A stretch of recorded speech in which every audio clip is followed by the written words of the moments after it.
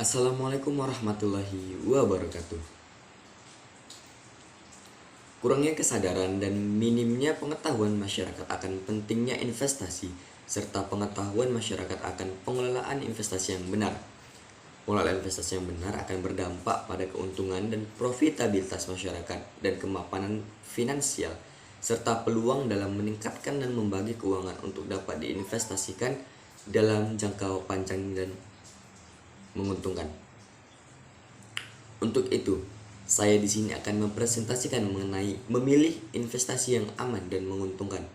Video ini juga merupakan syarat untuk memenuhi tugas mata kuliah Manajemen Keuangan 1 dengan dosen pengampu Ibu Aimatul Yumna SE MFin. Sebelumnya, perkenalkan saya Ferry Chandra dengan NIM 2105915 dari Departemen Manajemen NK tahun masuk 2021. Baiklah, kita masuk ke materi. Apa sih itu investasi? Menurut Fawzi and Drake tahun 2019, investasi adalah kegiatan mengelola aset berharga. Sedangkan menurut Riley and Brown, investasi sebagai kesediaan seseorang atau investor mengalokasikan uang dalam nilai tertentu di masa sekarang guna memperoleh penerimaan di kemudian hari.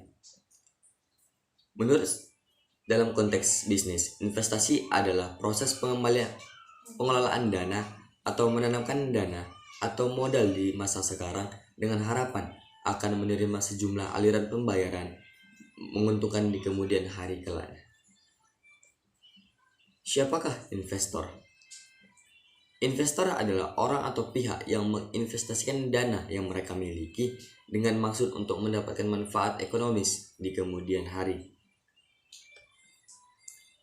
Bagaimana agar jadi investor yang aman?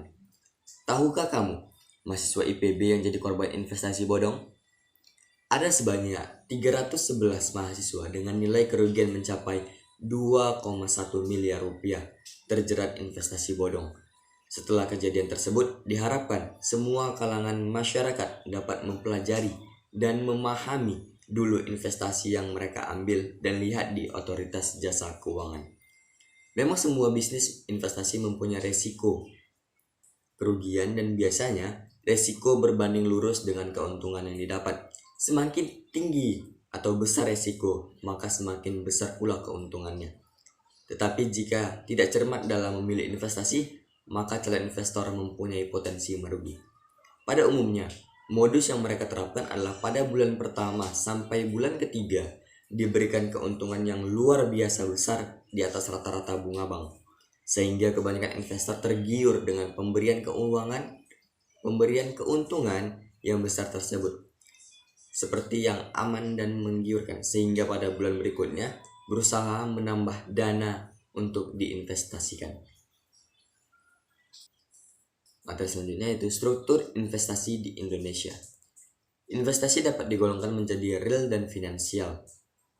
Investasi real terdiri dari jasa, teknologi, properti, dan manufaktur. Investasi finansial dapat berupa investasi langsung dan tidak langsung. Investasi langsung dibagi menjadi investasi yang dapat diperdagangkan dan tidak dapat diperdagangkan. Dan untuk yang dapat diperdagangkan berupa pasar uang dan bursa komoditi terjangkau dan pasar modal yang berupa ekuitas dan utang. Manajemen risiko.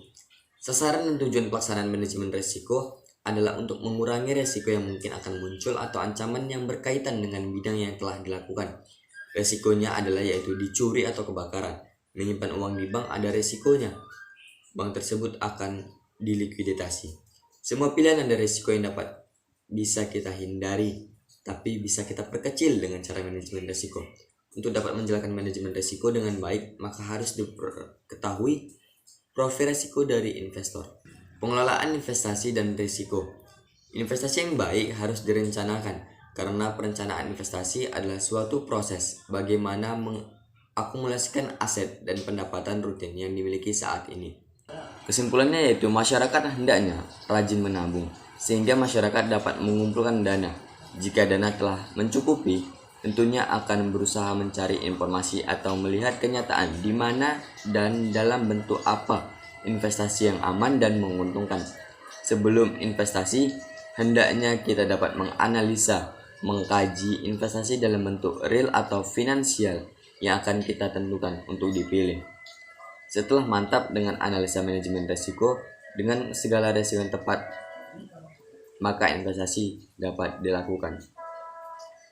Sekianlah presentasi dari saya. Lebih kurangnya saya memohon maaf. Wabillahi taufiq wal hidayah. Wassalamualaikum warahmatullahi wabarakatuh.